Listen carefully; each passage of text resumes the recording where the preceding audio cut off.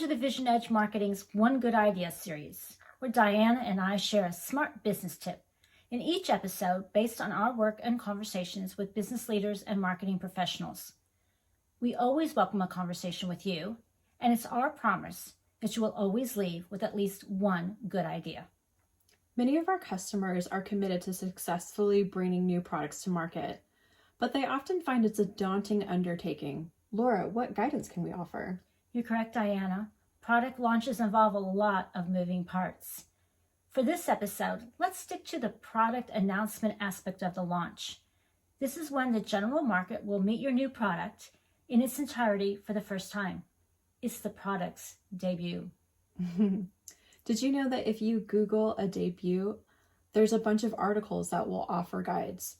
That is, you don't have to start from scratch or reinvent the wheel, and it's true for product launches as well. Yes, thank goodness. That's why one of the first questions we ask customers regarding this phase of their product launch plan is, what are some examples of products and services in a similar space that you feel have been extremely successful as well as unsuccessful? Because these provide some good insight into what did and didn't work. That reminds me of a case study approach. I can see how this approach, plus doing your own research, attending industry events, and understanding the target market would make for a good starting point for planning and launch. But what if there isn't much to go on because the market is small or it's too early? We can look for things that are similar. A similar product, but in a different market, or a similar market, but a different product that can provide important insights.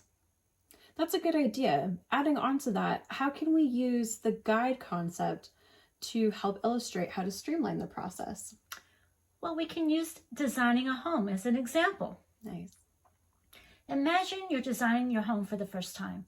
Think about what that would look like if you'd never designed one before and you just started with a blank piece of paper. That might be really hard.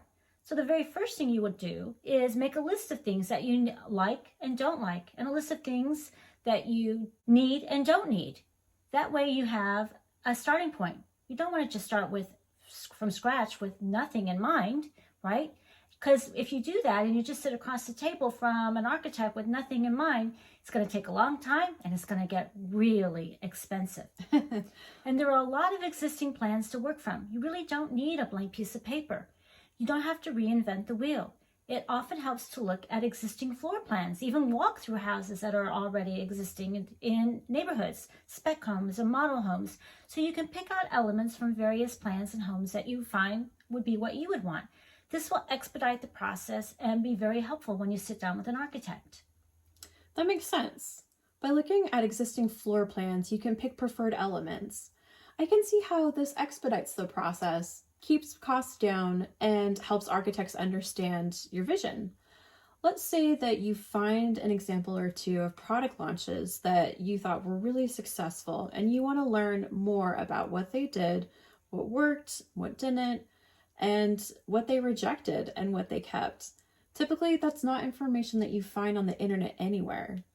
You're right, Diana. That's kind of, stuff that's kept in the closet. Yes. But thank goodness for things like LinkedIn. Yes. Because right at our fingertips are potential people who worked at the company during the launch or maybe even worked on the launch.